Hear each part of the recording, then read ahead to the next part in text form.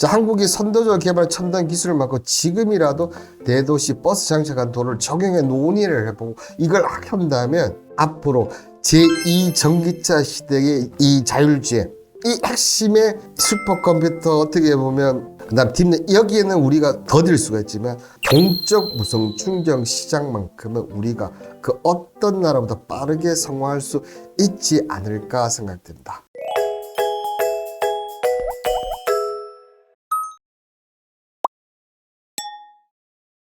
퇴근길에 편하게 들으시면 투자에 보는 눈이 달라지실 겁니다. 오늘 이 강은 전기차 이막 시대 이 핵심이 자율주행인데 지금은 자율주행 레벨 3 중입니다. 그죠? 이 레벨 3 어떻게 보면 조건부 자율주행 시스템인데요.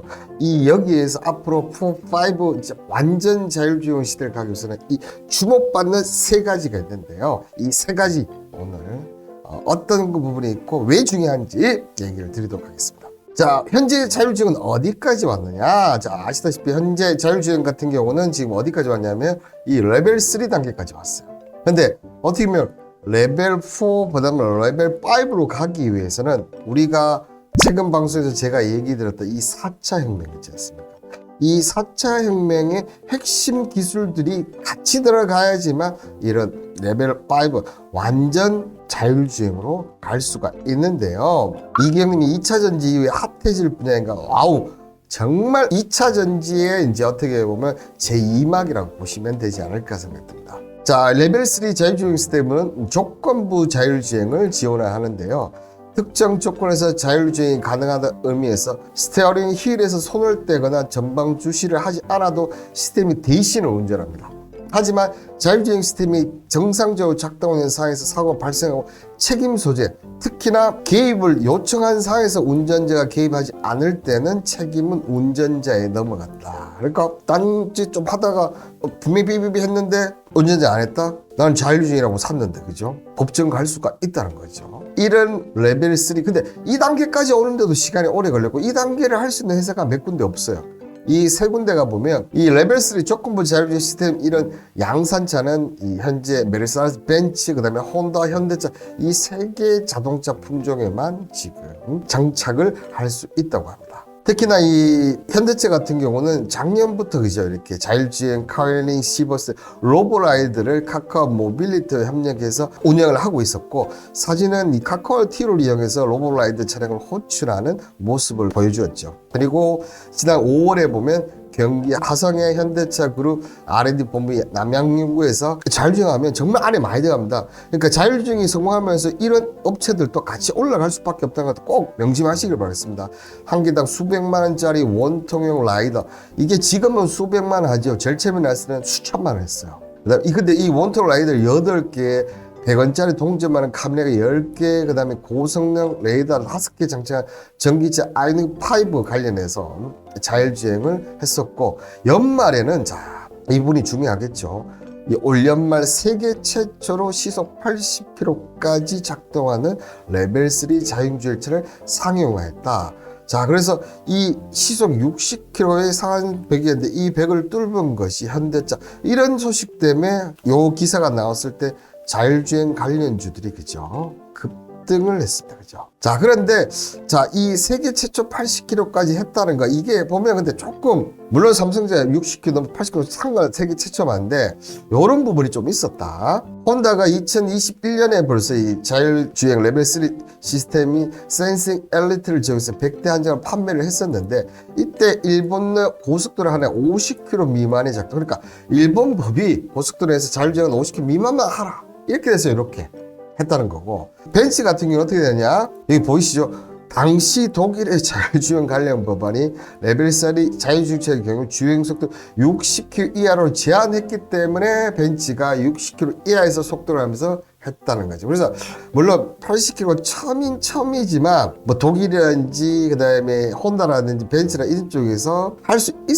있을 수는 있었는데 못했다. 이게 오히려 저는 맞지 않나 이렇게 좀 생각이 됩니다. 자, 이런 가운데 지금 보시면 현대차 그룹은 자사의 레벨 자율주행 시스템 HTP를 기아 EV9의 옵션으로 선택할 수 있게 됐고 이 힐에서 손을 놓을 수 있지만 전방 주시는 해야 한다. 우리나라 이게 법인 거예요. 그죠? 그리고 80km 이하 이런 결과를 낼 수 있었던 것은 자 보시면 지난해 5월 자율주행 속도 제한을 해제 60에서 해제한 건 아니지 80km까지 올린 거지, 그죠? 아마 요 세계 80km 기록은 조만간 깨질 것 같아요. 바로 독일에 의해서 깨질 것 같은데 독일 정부 또한 이제 60km에서 몇 킬로까지 130km 상향 조정했고 벤츠 역시 독일 좀 법안 수정에 힘입어 지난 2월에 드라이브 파일럿 작동 속도를 130km 끌어올린 예정이고 이 부분을 이제 지금 보시는 대로 신형 5 시리즈 및 i50 출시와 함께 관련 고속도 주행 보조 기능을 발표하고 이걸 앞으로 넣겠다 이렇게 한 거죠. 현재 지금 이 자율주행의 지금 어떻게 보면 현재 주소에 딱 요 정도까지를 보시면 될 것 같아요. 그런데 이 현 주소에서 완전한 자율주행을 가는 가장 핵심이 바로 이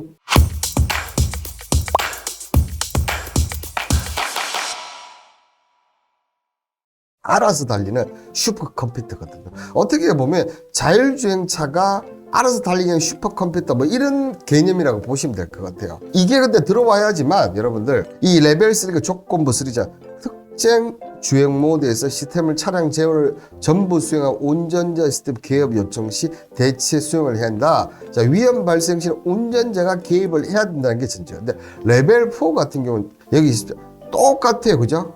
근데 다른 점이 뭐냐, 운전자의 개입이 필요 없어 전부 다 한다. 어떤 쪽에서? 주행하는 쪽에서. 자, 근데 레벨 5는 어떤 쪽이냐? 주행 모드가 아니라 모든 상황에서 시스템, 그러니까 이 슈퍼컴퓨터를 인해서 사람이 지금까지 자동차 몰면서 소식 어쩔 수 없는 불가항력이라든지 뭐 갑자기 이렇게 불확실성이 나올 수가 있는 부분이잖아요. 그런 것까지 모든 것을 할 수 있는 게 레벨 5의 완전 자동화인데 이 완전 자동화하기 위해서 필요한 게 뭡니까? 바로 슈퍼컴퓨터, AI, 인공지능 컴퓨터를 바로 얘기를 하는 겁니다. 자, 이 자율주행차는 알아서 달리는 슈퍼컴퓨터로 라이다, 카메라, 하드웨어, 각종 정보를 처리해 차 움직임을 결정하는 보이시죠? AI 인공지능 컴퓨터 능력과 여기에서 초고속 통신 기술. 우리 자 AI 그 배웠죠? 그냥 컴퓨터 이 관련해서 이 부분은 뭐라고 하면 생성형, 그다음에 여기는 맹생성인데 기업으로 따진다면 우리나라 SKT가 하나, 멀티통신. 이게 다 합쳐져야 돼. 그러니까 지금 다 이런 부분들이 다 합쳐져서 나와야 이 정도 슈퍼컴퓨터가 나와야지 완전 자율주행을 한다는 거죠. 근데 이 시장의 규모가 여러분들 지금 한번 보이십니까? 자, 올해 이 약 225조인데 불과 7년 사이 10배 2,400가 자율주행이 돈이 엄청 도는 거예요, 이게. 그래서 제가 전기차 시대 2막이라고 얘기를 드린 거예요. 여러분들 지금 에코프로 BM 뭐 그다음에 뭐 포스코 홀딩스 정말 많이 올랐지 않습니까? 근데 그 애들 갖고 예전 100배, 1000배 먹을 수 있습니까? 100배는 먹을 수 있겠네. 1000배 먹을 수 있습니까? 1000%? 근데 이 자율주행에서 제2의 에코프로가 나오고 제2의 포스코 홀딩스가 나올 수 있다는 겁니다, 여러분들. 자, 현존 지금 가장 슈퍼컴퓨터로 이렇게 불리고 있는 것 쪽은 이제 인텔하고 엔비디아 쪽인데, 인텔 같은 경우는 차세대 GPU 폰트베키오 기반의 오로라 슈퍼컴퓨터고, 엔비디아 같은 경우는 그레이스 CPU 기반의 바드3 슈퍼컴퓨터를 구축을 하는 거죠.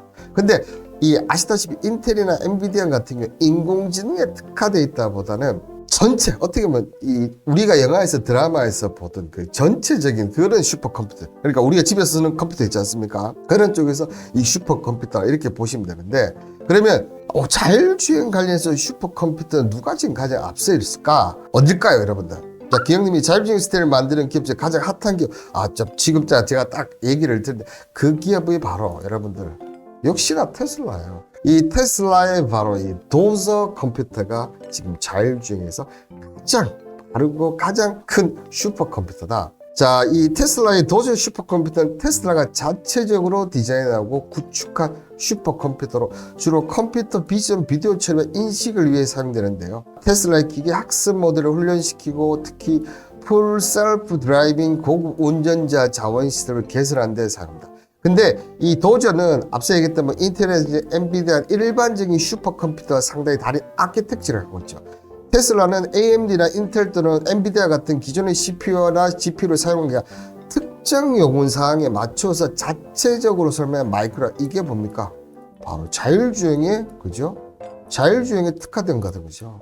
하면서 테슬라보다 일반적인 아키텍처를 없는 트레이드 오프를 수용할 수 있다. 그러니까 뭐 인텔이나 엔비디아 너희들이 뭐 하든지 말든지, 자, 이 테슬라는 뭡니까? 자율주행, 분명히 이게 차세대, 이 자율주행에 따라서 전기차가 점유율이 이렇게 되는데, 그거를 어떻게 보면 지금 자동차 만드는 기업들 다 전기차만 만들지 않습니까? 근데 유일하게 지금 자율주행 슈퍼컴퓨터를 그러니까 일론 머스크가 대단한 거예요. 그러니까 여러분들 지금 뭐 테슬라가 점유율도 떨어지고 이렇게 하고 있지만 호시탐탐 자율주행만 성공하면 테슬라는 다시 극상에 올라갈 가능성이 상당히 높다는 거죠. 자, 여기에 이제 계속 부담한 거예요. 자, 테슬라가 보면 자 29일 따끈따끈합니다. 그죠? 29일 마켓 워치에 따르면 오펜하이머의 분석가 릭 세퍼는 테슬라가 이날 3억 달러 규모의 초고성능 AI 컴퓨터 클러스팅을 론치한다. 그러니까 슈퍼컴퓨터를 여러 군데 합치는 이런 쪽을 간단하게 얘기하면 그렇게 보시면 될 것 같아요. 클러스팅을 론칭하는데 여기 보면 테슬라의 슈퍼컴퓨터가 10,000개 엔비디아 H100 CPU. 자, 이 H100 CPU 같은 경우는 한 개에다 몇천만 원 합니다. 근데 그거를 10,000개를 돈으로 하면 그러니까 일반적인 기업에서 할 수도 없고 할 가능성도 거의 없어요. 오히려 일반적에서는 어떻게 합니까? 인텔이나 엔비디아 거를 장착을 시키겠죠. 근데 테슬라는 그게 가능하다는 거죠. 그래서 이 AI 훈련에서 올해 20억 달러 이상을 지출했고 2023년도 20억 달러 추가로 지출했고, 어떻게 보면 여러분들 인텔이라든지 뭐 엔비디아 이런 쪽에서 자율주행 분명히 관련 쪽은 하겠죠. 근데 테슬라는 완전히 자율주행만 하는 거잖아. 자율주행만 하는 거지 않습니까? 이런 부분들이 다른 거고, 만약에 그게 된다고 한다면 여러분들 아마 어떤 걸 선택할 것 같아요? 물론 완전히 정말 일반적인 슈퍼컴퓨터 자율주행도 또 다른 것도 하지만 저는 나의 안전, 나의 생명을 또 보장을 하는 거지 않습니까? 그러면 저는 또 이런 게 저는 테슬라께 좀 더 높지 않을까 그렇게 좀 생각이 듭니다. 그죠? 자, 여기에 또 다른 기회가 있어요. 바로 이 컨티넨탈의 DGX 시스템을 이용해서 인공지능 슈퍼컴퓨터를 통해 자율주행 시스템을 개발을 가속하고 있는데요. 자, 컨티넨탈 슈퍼컴퓨터 올해 초부터, 이제 이게 올해 초라는 게 2020년 정도 됩니다. 독일 프랑크푸르트 암마인에 위치한 데이터 설립 운영, 여기 세계 여러 지역의 개발자들에게 컴퓨터 파워 저장 공간을 하고 있다. 이 A는 첨단 운전자 시스템, 그죠? ADAS라고 많이 들어보셨죠, 그죠? 개선하고 더욱 스마트하고 안전한 모델을 제공한다는데, 자, 근데 안타깝게도 이 컨티넨탈 슈퍼컴퓨터 관련해서는 애플은 지금 최근에도 계속 소식을 전하고 있지 않습니까? 이 기사 이후에는 지금 소식이 아직까지는 전혀 없다는 게.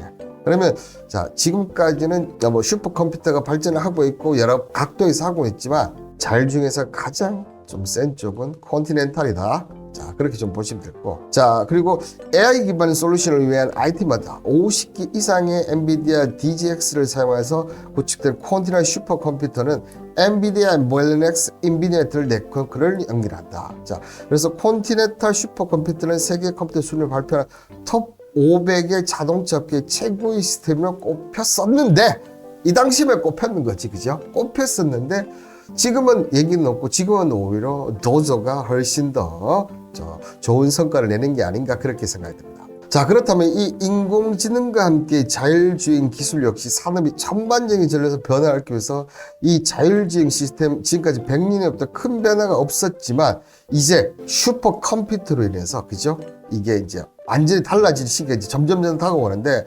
특히나 이 슈퍼컴퓨터를 통해서 나오면 이 자율주행의 5가 된다면 자동차 형태와 사용 방식, 나아가 교통 인프라까지 관련 사업에 막대한 영향을 끼칠 수 있습니다.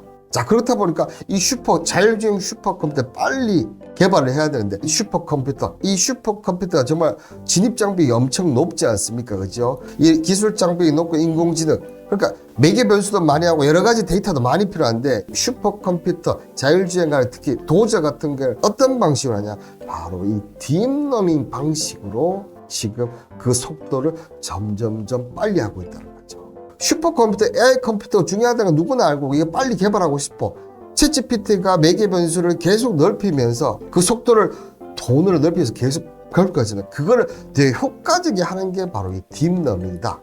이렇게 보시면 될 것 같아요. 자, 그러면 이 슈퍼컴퓨터를 훈련시키는 딥러닝 저는 이렇게 써놨는데요. 자, 어떻게 훈련시키느냐? 마치 사람들이 주행을 반복하며 운전을 익혀가는 것처럼 자율주행차가 운전 데이터를 쌓아가면서 스스로 그죠 정교하게 만드는 이 기술이 바로 딥러닝 기반 자율주행 개발 방식의 장점이다. 이 장점에서는 보면 그러니까 훈련을 반복적으로 그다음에 필요한 것만 시키기 때문에 비용도 저렴하고 또 예전에는 어떻게 보면 앞서 여기 나오네요. 그죠? 외부 연구에 참여 경쟁을 이렇게 하고 있는데 이 예전 같은 경우 기존 방식을 보세요. 이렇게 이 하려는데 자기들만 아는 거예요. 소스를 공개를 안 하는 거죠. 그랬었는데 지금은 된다는 거죠. 그렇다 보니까 개발자도 적게 들고 고가의 센서가 아닌 범용 카메라와 저가 센서를 가해도 시술 단기적으로 진행되고 자신을 오픈을 한다. 이렇게 된 거죠.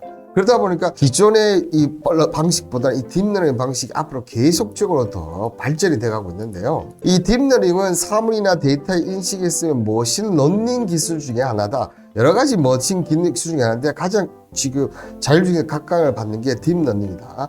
인간이 경험을 통해 스스로 학습하던 딥러닝은 컴퓨터가 수많은 데이터를 반복적 그러니까 어떻게 보면 우리 사람 같은 경우는 국민학교부터 대학교에 어떻게 보면 선생님이나 교수님이 가르쳐 주는데 이 슈퍼컴퓨터를 가리키는 게 바로 딥러닝이다. 이렇게 보는데 이게 자율주행만 쓰는 게 아니고 이미지 인식, 음성 인식, 자동 법령, 금융, 법률, 보험 등 학습형 데이터 전혀 두루 적용이 된다. 이게 즉시는 딥러닝은 자율주행도 되지만 여러분들 생성형 AI, 통신 AI 다 이쪽에 다 쓰일 수가 있다는 겁니다. 자, 그러면 딥러닝에서 특히 자율주행에서 반드시 수행돼야 할 세 가지 기능이 뭐냐 하면 바로 주변 환경을 인지를 해야 된다.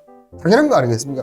주변이 그냥 똑바로 보고 쓰고 있는데 이게 규칙적인만 있는 게 갑자기 돌발차가 끼어온다 이런 부분 있잖아요. 이런 거 관련해서 주변 환경 인지 그리고 주행단어 판단과 기능. 자, 어떻게 보면 우리 경험주로 비가 왔을 때나 뭐 이런 부분들 있지 않습니까? 이런 부분에서 운전할 때 속도를 조금 늦춰야 된다. 그리고 뒤차하고 앞차하고 관계를 좀 빨리 가 이런 부분들 그죠? 그리고 자, 안전한 기능. 이거는 뭐 너무나 다양해. 근데 이 세 가지 기능을 자율주행이 특히나 중요한데 이 부분을 특히나 딥러닝은 더 효과적으로 한다는 거죠.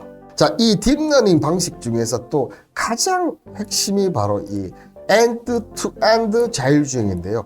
운전의 전 과정을 통째로 학습하는 이 딥러닝 방식이다. 그러니까 자, 운전해서 차에 탔을 때부터 내릴 때까지 그죠? 시동 끄고 주차해서 내릴 때까지 이걸 통째로 어떻게 보면 무한반복 학습입니다. 근데 이 무한반복에서 계속 변수들을 그죠? 계속 넣는데 이걸 어떻게 하냐면 기존에는 이렇게 만약에 변수가 나면 알고리즘을 다 이렇게 해야 했단 말이에요. 근데 이거는 뭐냐? 추가 기능이 필요할 때마다 인지 판단지의 알고리즘을 다시 설계해 변경하지 않고 새로운 상황에 대해서 추가적으로 학습할 자율주행이 있을 때 그 중에 엔드-투-엔드. 그러면 이 엔드-투-엔드 방식을 여러분들 누가 가장 지금 많이 하고 엔드-투-엔드 방식이 왜 이렇게 딥러닝 방식에서 가장 핵심 방식이 됐을까요? 이기영님 아직 세 가지가 완전하지 않은 것 같아요. 당연히 그래서 조건부를 하고 있지 않습니까? 요거 엔드-투-엔드 방식 뒤에 역시 정답은 나옵니다. 딥러닝 관련해서 이 미국 미시간 애나브 연구원들은 이 같은 문제를 해결하기 위해서 AI를 관련해서 딥러닝 기술을 고도한 D2RL 고밀도 심층 강화 학습을 기술을 개발했고 그래서 이 연구 결과를 네이처에 공개를 했습니다. 그리고 D2RL 기술의 가장 큰 특징은 방대한 학습 자료 중에서 필요한 데이터 딥러닝이 이게 가장 핵심이에요. 그죠? AI 했을 때 제가 카카오가 어떻게 보면 지금 이런 딥러닝 방식을 하는 거야. 이 네이버보다는 확실히 적은 매개 변수를 가지지만 딱딱 코스를 나눈 거죠. 요 코스 딱 해서 여기서 요 코스에서 필요한 거 빡빡 넣는 이런 쪽으로 간다는 거죠. 자, 그리고 우리나라 업체 중에서 보면 이 스트라드 비전이라는 이런 회사가 있는데요. 이 회사가 보시는데 5년 연속 알카 컨디셔널 프로액티브 파트너 프로그램의 파트너로 선정되는 영광을 어떻게 우리나라 보면 거의 5년 인사하기에 이렇게 저는 개인적으로 우리나라에서 자율주행 관련 쪽에서는 확실한 회사가 없다고 생각했는데 이런 회사가 저 깜짝이 놀랐습니다. 근데 이 회사 같은 경우는 ADAS를 위한 스마트용 카메라용 딥러닝 기반 객체인식 솔루션을 공동 개발했고 이후에 르네사스와 긴밀히 협조했다.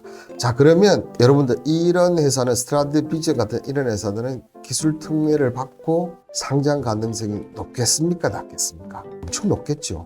솔직히 우리나라의 자율주행 관련해서 물론 최근에 상장한 현대차가 있는 슈어테크가 있긴 있지만 슈어테크는 딥러닝만 하는 게 여러 가지 부분을 하다 보지만 스트라데비즈 같으면 딱 딥러닝이 국한된 거잖아요. 이 회사가 상장한다? 대박 치는 거지.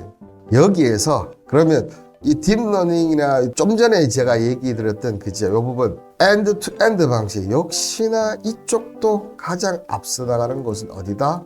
테슬라입니다. 참 테슬라 대단해요. 자율주행 관련해서는 역시 압도적인 것 같아요. 자율주행도. 자, 테슬라 일론 머스크는 8월 26일 자사의 최신 주요 소프트웨어인 FSD V11을 라이브로 직접 시연했습니다. 그죠? 약 45분간 주행 시간 동안 운전자의 개입을 한 순간은 단 한 번뿐이었다. 자, 그리고 여기에는 이 FSD V12는 end-to-end 뉴럴 네트워크를 기반, 자, end-to-end 딥러닝 방식을 썼다는 거죠. end-to-end 자율주행은 완전 전과자 통째로 학습하는 과자. 그렇게 하면서 자율주행 최적화를 지금 하고 있는데, 그러니까 테슬라가 하니까 어떻게 보면 뭡니까? 이 자율주행 속도가 점점점 빨라지고 있는 것도 사실인 건 확실한 것 같습니다. 이 FSD V12에는 주행 명령 코드는 입력하지 않다. 모든 인공신경망이 스스로 판단하면서 주행한다. N에는 인공신경망을 통해 주행하는 방식으로 카메라를 통해서 외부 환경을 인식하고 여러 센서를 인지, 판단, 제어 기능을 수행하고 이런 기술 구현을 필요한 방대한 데이터와 컴퓨터 파워를 얘기한다. 그러니까 슈퍼컴퓨터를 갖고 있으면서 이 슈퍼컴퓨터를 가리키는 딥러닝 방식, 이것까지 지금 완벽하게 갖고 있는 회사는 자동차 회사 중에 전기차 자동차 회사 테슬라밖에 없는 거예요. 하면 뭐 현대차라든지 뭐 벤츠, 앞서 얘기했던 벤츠나 혼다 이런 데는 어쨌든 이 모든 것을 누구한테, 얘한테 의존하든지 테슬라한테 의존하든지 결국은 인텔이라든지 엔비디아에 의존하는. 그러면 여러분들 만약에 이 슈퍼컴퓨터가 완전한 레벨 5 됐다, 이거 사지 않겠어요 여러분들? 그러면서 이 지금 최근에 보면 테슬라가 유선 충전부터 해서 무선 충전까지 해서 막 사들이고 있어요. 그죠? 특히 테슬라는 충전 방식 같은 경우도 지금 하고 있는데, 자, 기존에 같은 경우는 이 NCC라고 하죠. NCC라고 하는데 기존의 방식인데 지금 NACS 방식으로, 어차피 다 미국 방식이긴 하지만 NCC1 그다음에 NCC2 이런 쪽이 우리나라 같은 경우 지금 NCC 쪽을 하고 있거든요. 근데 이걸로 가야 되나 말아야 된다. 근데 이 NACS 이렇게 하면서 충전까지 시장까지 테슬라는 지금 장악을 하려고 하고 있습니다. 근데 특히 중요한 것은 제가 충전 이 시장도 분명히 앞으로 엄청난 시장이에요. 근데 앞서 제가 한번 설명드렸죠. 이 충전기 시장을 왜 돈으로 테슬라 이렇게 계속 사들이고 있냐? 데이터 확보. 요런 세 가지 모양 있지 않습니까? 여기서 이 기능은 뭡니까? 이게 데이터를 뽑아내는 기능이거든요. 이 데이터를 관련해서 지금 하고 있다. 그러니까 지금 그 어떤 자동차 회사, 전기차 자동차 회사보다 자율주행 관련해서 정말 많은 돈도 부르고 그리고 많은 기술적으로 선두에 올라서 있는 회사는 바로 이 테슬라임은 확실합니다. 자, 제가 슈퍼컴퓨터 얘기 드렸고 딥러닝, 그리고 마지막에 이제 충전 관리 얘기를 드렸는데, 이 충전 걱정을 해방시키는 것이 바로 이 동적 무선 충전인데요. 자, 특히 현재 가장 보편적인 방식은 당연히 유선 충전입니다. 그죠? 여기에 지금 무선 충전 기술까지 하고 있어요. 자, 무선 충전은 아직 기술적이나 경제적으로 한계는 있겠지만 우리 휴대폰도 보면 유선도 하지만 무선 충전이 있죠. 근데 제가 볼 때 아직 그 무선 충전이 좀 속도는 느린 것 같아요. 그죠? 그런데 현대차에서 어떻게 합니까? 현대차도 지금 보시면 작년에 벌써 이 무선 충전을 해서 설치를 하고 현재 지원은 차종은 GV60밖에 없지만 향후 출시한 모든 전기체 무선 충전 탑재하면 뭐해? 아직까지 이런 무선 충전기가 많이 없는데, 그죠? 자, 그런데 이런 무선 충전에 또 다른 변형이 있어요. 여기까지는 다 아는 줄 알아, 솔직히. 그게 바로 이거거든요. 노르웨이 기업 ENRX가 시험한 이 동적 무선 충전 시스템인 거죠. 현재 이 가장 긴 무선 충전도로는 스웨덴의 이 고들랜드 섬인데 1.25km로 이스라엘의 스타트업 일렉트론을 설치하면서 최대 60km H 속도로 200m를 주행한다고 합니다. 그래서 평균 이렇게 하면서 70kW를 충전했다는 거죠. 자, 이런 동적 무선 충전은 어떻게 보면 시간 절약, 배터리 무게, 물리율의 대변역을 가지고 올 수 있는데요. 만약에 이런 충전 패드가 고속 밑에 깔려 있는 거예요. 그럼 가면서 충전하잖아요. 그러면 나 충전기 버튼만 딱 누르면 알아서 충전이 이루어지는 거예요.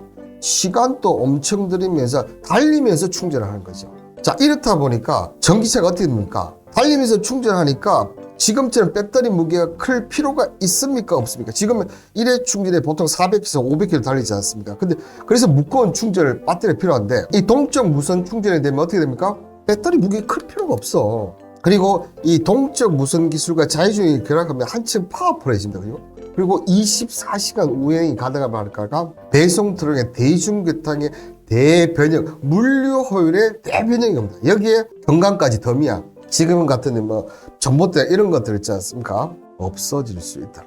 자, 이 최근 동적 무선 충전에 가장 적극적인 나라는 이스라엘입니다. 자, 이스라엘 정부는 2020년 텔아비브에 700m 길이 무선 충전 도로를 실패했고, 이를 바탕으로 해서 일렉트리온은 미국 미시간대 해외에서 동적 무선 충전 사업을 추진했죠. 미국은 미시간주 말고도 뭐 유타, 인디애나, 펜실베니아, 플로리다도 이런 지금 동적 무선 충전 도로가 있습니다. 이에 노르웨이 ENRX, 미국의 위트리스트 등이 기업이 전기차 동적 무선 시장에 강자로 부각하고 있는데 여기에 조금 안타까운 소식이 또 있습니다. 그죠? 자, 이 인프라, 이 동적 무선 이 충전하려면 상당한 선행 투자가 필요하다. 그리고 비용도 문제있지만 잠재적인 안전과 건강 문제, 이런 가장 큰 게 비용이에요. 자, 보면 앞서 얘기했던 그 ENRX의 수준 플로리다 고속도로 관련비가 무려 176억 원. 1마일 구간을 하는데 이 정도 비용. 그러니까 아직까지는 이 비용이 낮아져야지만 가능하다는 거죠. 그런데 여러분들, 이 동적 무선 기술 있지 않습니까? 이게 한국이 선도국이에요. 원천 기술은 미국이 갖고 있었지만 이걸 세계 최초로 상용해서 온라인 전기 자동차로 만들어냈던 것이 어디냐면 카이스트였어요. 그래서 2010년 최고 발명품 50에 선정받으러 꽤 어떻게 보면 주목받던 기술인데, 그렇게 하면서 이렇게 이런 것들을 시범 사업을 했어요. 서울대공원의 코끼리 열차라든지 구미시, 세종시 전기버스 같은 시범 사업을 벌였는데 실제 상용을 못한 거지. 왜냐하면 이 당시 버스 한 대 값이 5억에서 6억 하고 있고, 이게 뭐 될지도 안 되지만 하는데 그 시범 사업에 반대를 너무나 많았었던 거지. 근데 이때 그 사이에 치고 나온 게 바로 앞서 얘기했던 이스라엘. 이 이스라엘의 일렉트리온이 이때 치고 나온 거예요. 그러면서 이때 이 이스라엘은 정부가 예산을 투입해서 2020에 텔아비브에 700짜리 무선 충전도를 깔고, 이걸 보고 사람들이 효율성이 됐어. 야, 미국에서 야, 우리도 해봐. 그게 미시간주가 된 거지. 만약에 우리나라가 정부에서 강력 지원이 있었다면 다른 건 모르고 지금 이 동적 충전 관련해서, 동적 무선 충전 관련해서 우리나라가 세계 넘버 1위가 될 수 있었던 걸 지금 우리가 그걸 놓쳤어요. 그러니까 항상 이런 기술 개발에는 민, 간, 정 이런 다 힘을 내서 이렇게 나와야 되는데, 그죠? 이런 부분이 참 안타깝습니다. 근데 우리 2024년 예산을 보면 R&D 비용은 그냥 대폭 깎았죠. 안타깝다는 거예요. 자, 이 OLED 개발 이끌어낸 조동욱 카이스트 전기공학부 교수는, 자, 현재라도 지금이라도 기술력 차이는 크게 없다. 자, 단지 우리 이스라엘은 실제 사업을 해본 경험이 있고 없고 차이다. 자, 그렇다면 자, 한국이 선도적 개발 첨단 기술을 맡고 지금이라도 대도시 버스 장착한 도로를 적용해 논의를 해보고 이걸 한다면 앞으로 제2 전기차 시대의 이 자율주행, 이 핵심의 슈퍼컴퓨터, 어떻게 보면 그다음 딥넷, 여기에는 우리가 더딜 수가 있지만 무선 동적 무선 충전 시장만큼은 우리가 그 어떤 나라보다 빠르게 성공할 수 있지 않을까 생각됩니다. 자, 그리고 앞으로 이 전기차 시대 관련해서 너무 정말 1000%, 2000% 낮던 종목, 그 종목 계속 올라갈 것이다, 이런 기대하지 마시고 1막이 있으면 분명히 2막도 있고 3막이 있고 4막이 있습니다. 그죠, 여러분들? 그때를 생각하셔서 이런 종목다. 앞서 제가 얘기했던 5년 연속 이렇게 레사스 파트너십이 된 것처럼 우리나라 분명히 이런 기업들이 존재를 합니다. 그리고 이 시장이 불과 6, 7년 안에 옵니다. 그러면 6, 7년 안에 나는 내가 정말 종목, 핵심 종목을 6, 7년 들고 간다면 그런 투자가 여러분들한테 저는 맞는 투자가 아닌가, 그렇게 생각이 됩니다. 자, 오늘 하루도 모두 수고하셨습니다. 저는 여러분들의 투자 도움이 되는 투자 캠퍼스 홍반장이었습니다. 저는 다음 주 화요일 날 6시, 저녁 6시에 만나 뵙도록 하겠습니다. 끝으로 뭐 댓글 늘 이렇게 달아주신 분들 요즘 조금씩 생기시던데 너무 감사드린다 말 드리면서 오늘 마무리 짓도록 하겠습니다. 감사합니다. 안녕.